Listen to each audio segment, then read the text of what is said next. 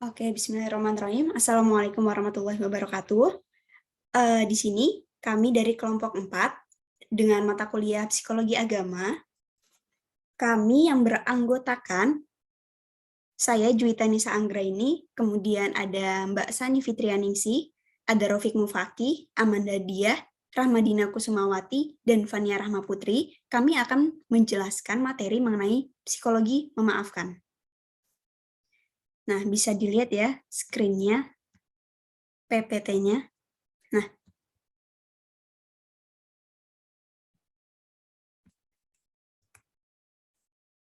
psikologi memaafkan. Nah, di sini kita akan membahas tentunya ada definisi memaafkan, kemudian ada faktor pengaruh memaafkan, ada dimensi memaafkan, manfaat dari memaafkan, serta perspektif memaafkan dalam Islam. Nah, di sini sedikit intermezzo ya. Yang pertama, kalau misalkan memaafkan, itu pastinya kita tahu berarti kita sebagai orang yang tersakiti ya, kata memaafkan. Memaafkan berarti kan si korban yang melakukan kata memaafkan tersebut. Nah, tentunya orang yang merasa tersakiti itu sebaiknya mampu untuk memaafkan orang lain yang telah menyakiti dirinya. Itu sebaiknya ya, baiknya seperti itu. Nah, kalau misalkan kita lihat dari definisi memaafkan, kalau misalkan pendapat para ahli, itu mendefinisikan bahwa memaafkan itu adalah upaya untuk menempatkan peristiwa pelanggaran yang dirasakan sehingga respon seseorang terhadap perilaku atau peristiwa ataupun akibat dari pelanggaran tersebut itu diubah dari negatif menjadi netral atau positif. Nah, jadi kalau menurut Thompson itu memaafkan itu merupakan upaya yang dimana kejadian yang menyakitkan itu sehingga respon seseorang itu terhadap perilaku diubah dari yang negatif menjadi netral atau bahkan positif. Nah, sedangkan menurut Gani, memaafkan itu merupakan proses melepaskan rasa nyeri, kemarahan, dan dendam yang disebabkan oleh orang yang telah menyakitinya. Nah, jadi menurut Gani ini merupakan memaafkan itu merupakan proses. Nah, jadi bisa disimpulkan ya, emang memaafkan itu merupakan sebuah upaya, merupakan sebuah proses gimana sih kita dari yang merasa tersakiti, kita itu bisa merubah rasa munculnya rasa dendam, rasa amarah, rasa benci, dan lainnya itu menjadi rasa-rasa yang positif, rasa-rasa yang netral. Tapi tentunya ya, kita sebagai orang, sebagai korban ya, yang disakiti oleh orang, itu tentunya nggak mudah ya, nggak mudah untuk kita bisa langsung memaafkan. Nah, tapi tentunya yang bisa kita lihat dalam kehidupan, kita tentunya berhadapan dengan kejadian-kejadian atau peristiwa-peristiwa yang tidak terduga. Atau bisa dikatakan kita hidup ini nggak mulus-mulus aja, tapi pasti ada kesalahpahaman atau peristiwa-peristiwa yang tidak kita inginkan. Nah, disinilah salah satu pentingnya memaafkan tersebut. Nah, dalam ilmu psikologi sendiri, memaafkan itu merupakan salah satu dasar kekuatan karakter. Nah, itu salah satu kekuatan dasar ya. Di mana dalam ilmu psikologi juga memaafkan juga merupakan dasar fenomena sosial psikologi. Jadi penting banget sebenarnya kata memaafkan. Memaafkan ini penting banget dalam kehidupan kita. Tentunya kita nggak mau ya, misalkan ada kesalahpahaman, ada sesuatu yang nggak kita suka, terus kita nggak saling memaafkan. Jadinya kehidupan kita gimana? Kita merasa dendam, merasa benci, marah, dan lain sebagainya, justru itu malah akan merepotkan diri kita sendiri. Nah, dari definisi ini gimana sih memaafkan itu merupakan upaya proses untuk melepaskan rasa-rasa negatif gitu yang muncul dari adanya peristiwa yang tidak diinginkan. Kurang lebih seperti itu. Nah, dari situ di sini kita akan menjelaskan faktor apa aja sih yang yang mendukung kita untuk mampu memaafkan seseorang atau peristiwa ataupun lainnya. Berikutnya akan dijelaskan oleh Mbak Rahma. Disilahkan Mbak Rahma.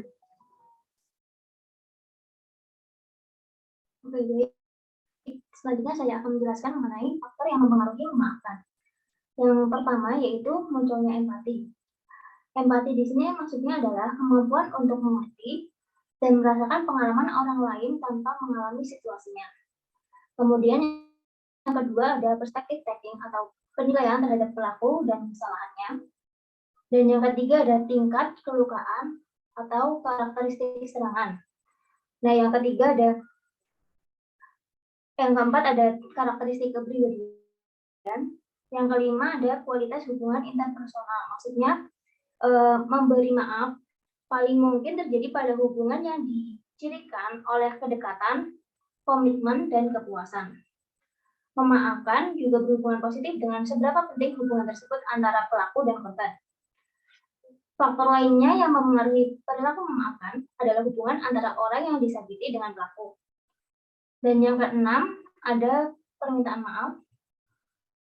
Yang ketujuh, ada variabel sosial kognitif. Maksudnya, perilaku memaafkan dipengaruhi oleh penilaian korban terhadap pelaku, penilaian korban terhadap kejadian, keparahan kejadian, dan keinginan untuk menjauhi pelaku. Hal lainnya yang mempengaruhi perilaku memaafkan adalah rumination of the transgression, yaitu kecenderungan korban untuk terus-menerus mengingat kejadian yang dapat menimbulkan kemarahan, sehingga menghalangi dirinya untuk terciptanya perilaku memaafkan. Selanjutnya akan dijelaskan oleh Mbak Amanda, yaitu mengenai dimensi memaafkan. Monggo, Mbak. Baik, terima kasih. Selanjutnya tentang dimensi memaafkan. Menurut Michael Roth dan Kozen terdapat 3 dimensi, yaitu yang pertama avoidance motivation. Dimensi ini ditandai dengan menurunnya motivasi individu untuk menghindari orang yang menyakiti, yaitu ditandai dengan membuang keinginan untuk menjaga jarak dari perilaku yang dinilai telah menyakiti dan individu menarik diri dari orang yang telah menyakitinya. Avoidance juga merupakan dimensi negatif dari memaafkan, artinya rendahnya motivasi untuk menghindari menggambarkan semakin dekat seseorang pada keadaan memaafkan. Yang kedua, tentang revenge motivation. Dimensi ini ditandai dengan adanya dorongan individu untuk membalas perbuatan orang yang menyakitinya. Individu itu dalam keadaan marah, benci, dan penuh dengan emosi negatif lainnya, sehingga muncul rasa dendam dan keinginan untuk membalas. Dimensi ini merupakan dimensi negatif dari memaafkan, artinya rendahnya motivasi membalas, menggambarkan semakin dekat seseorang pada keadaan memaafkan. Yang ketiga, tentang benevolence motivation.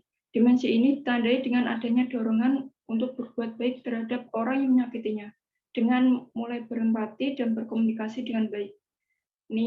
Niat baik ini dapat dicapai apabila semakin tinggi motivasi individu untuk berbuat baik, maka menggambarkan bahwa seseorang telah memaafkannya.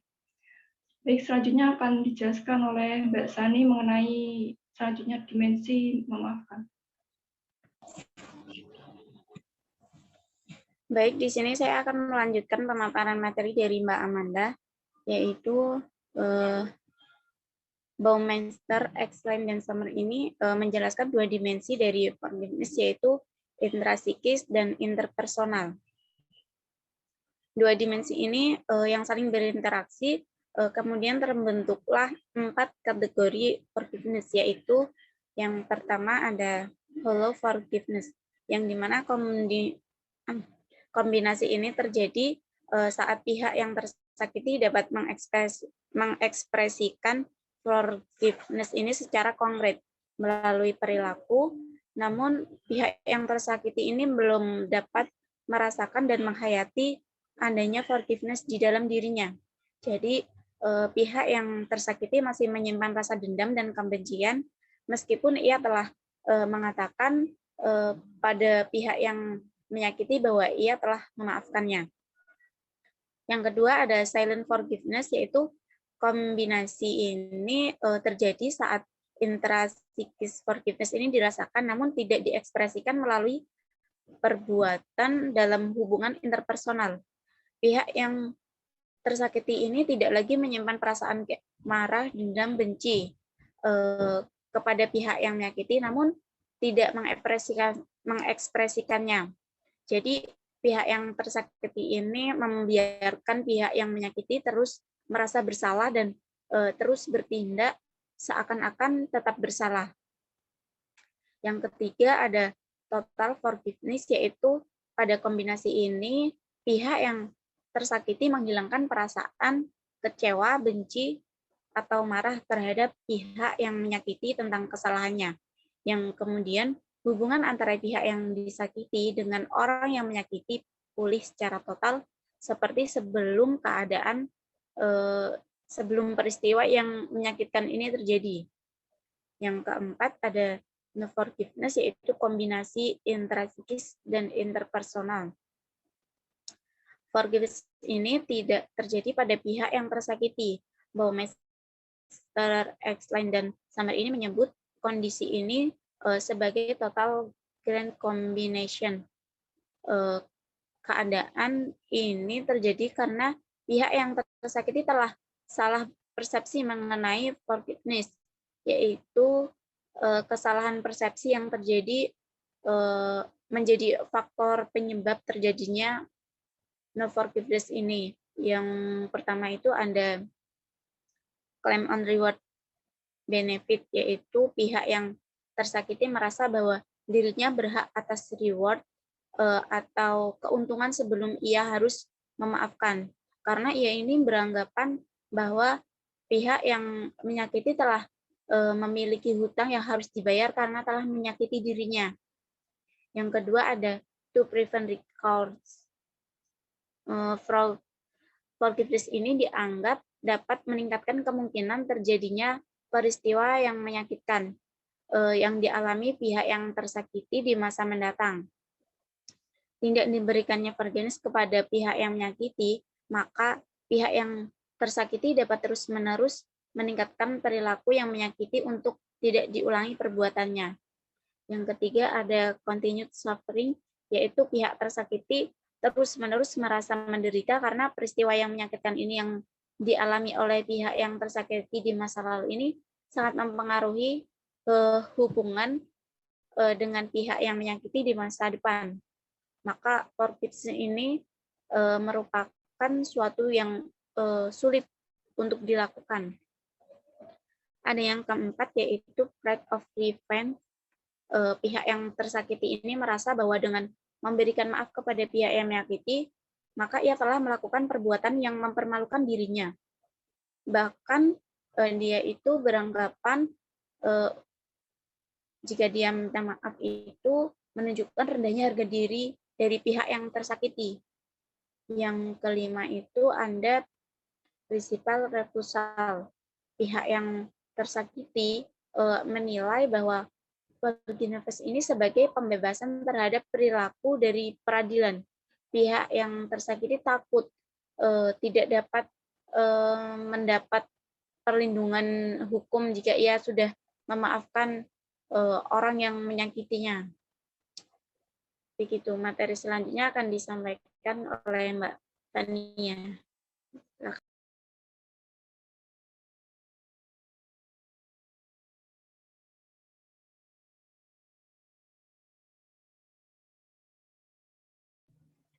Baik, selanjutnya yaitu ada manfaat memaafkan.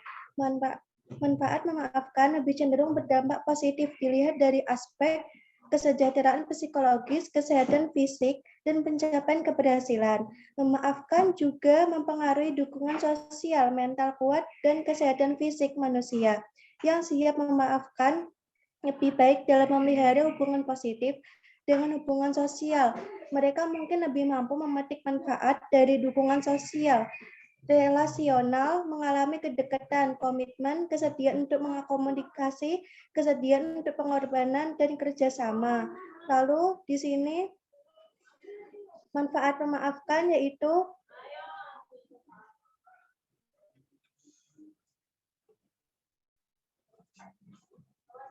manfaat memaafkan cenderung berhubungan positif dengan kesejahteraan psikologis, kesehatan fisik, dan pencapaian beberapa keberhasilan. Orang yang dengan kecenderungan yang kuat untuk memaafkan dan tidak membalas dendam ketika disakiti orang lain, mengalami penurunan resiko untuk manfaat ketergantungan nikotin, gangguan penyalahgunaan zat, gangguan depresi, dan beberapa gangguan kecemasan. Manfaat memaafkan ini juga telah dikaitkan secara positif dengan kesejahteraan psikologis sebagai emosi positif yang tinggi, emosi negatif yang rendah, kepuasan yang tinggi dengan kehidupan dan kesehatan fisik. Lalu memaafkan juga mempengaruhi dengan dukungan sosial, dengan mental kuat dan kesehatan fisik manusia. Lalu mengaktifkan konsep membuat orang lebih terfokus pada orang lain yang lebih mungkin terlibat dalam kepedulian, yang lebih mungkin untuk memberikan kontribusi pada sebuah hubungan yang prososial. Lalu selanjutnya akan dijelaskan oleh Mas Rafiq, yaitu perspektif Islam.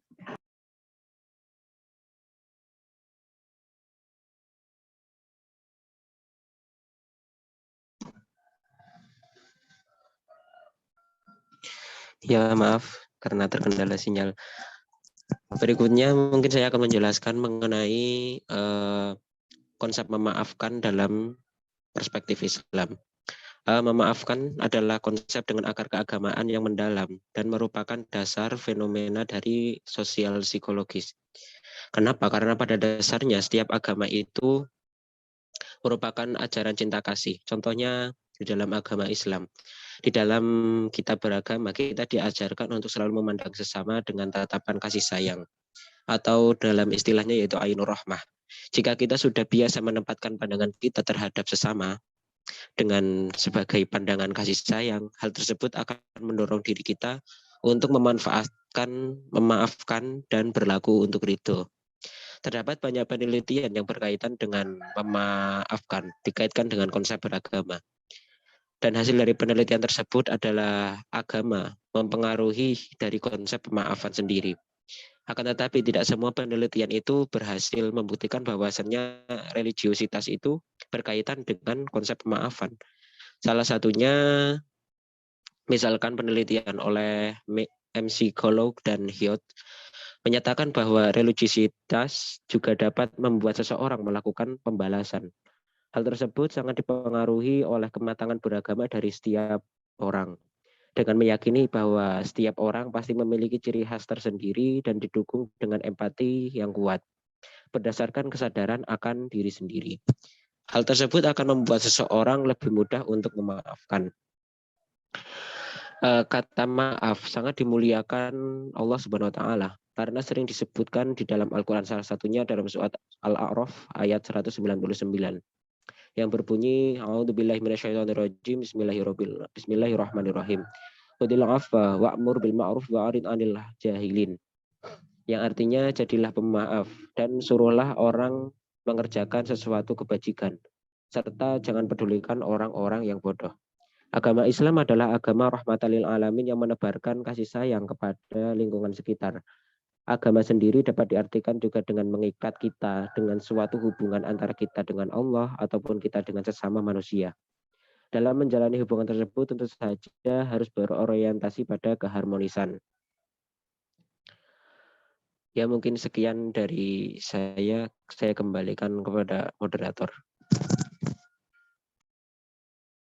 Oke, baik. Terima kasih atas penjelasannya. Oke teman-teman, tadi kan kita sudah dijelaskan ya mengenai dimensi dari pemaafan itu apa, memaafkan itu apa, kemudian faktor-faktor yang mempengaruhi itu apa, dan oh iya, nah jadi bisa dilihat memaafkan itu tentunya memang sulit ya untuk dilakukan, tapi itu sebaiknya harus dilakukan, karena kalau misalnya kita tidak memaafkan, dampaknya itu kemana sih? Dampaknya tentunya ke diri kita sendiri, kita marah sama orang lain, kita benci, kita dendam, itu kan kita belum bisa memaafkan. Yang rugi siapa? Tentunya diri kita sendiri. Kita kayak kegiatan kita itu nggak fokus karena mungkin orang yang mengganggu kita itu satu pekerjaan atau satu lingkungan yang dekat gitu kan ya. Nah, jadi sebenarnya marah itu untuk manusia itu adalah hal yang wajar. Seseorang marah itu hal yang wajar dan manusiawi sekali. Jadi salah satu tantangannya gimana sih kita melampaui rasa-rasa negatif itu dengan cara kita memaafkan tersebut. Nah, kurang lebih seperti itu. Tentunya memaafkan juga tadi kan sudah dibilang ya di awal, memaafkan ini merupakan salah satu kekuatan karakter. Nah, di mana karakter baik itu mengarahkan individu pada pencapaian yang utama seperti hal-hal positif dan perilaku baik lainnya. Nah, dalam hal ini tentunya juga faktornya, tadi kan sudah dijelaskan ya faktornya ada beberapa faktor, tentunya pengaruhnya itu sangat besar dalam faktor diri masing-masing, diri pribadi, di mana contohnya kayak faktor variabel sosial kognitif, di mana kita itu mencantumkan pikiran-pikiran, saya nggak boleh memaafkan karena dia begini. Nah, itu yang kita dapatkan di lingkungan sosial kita.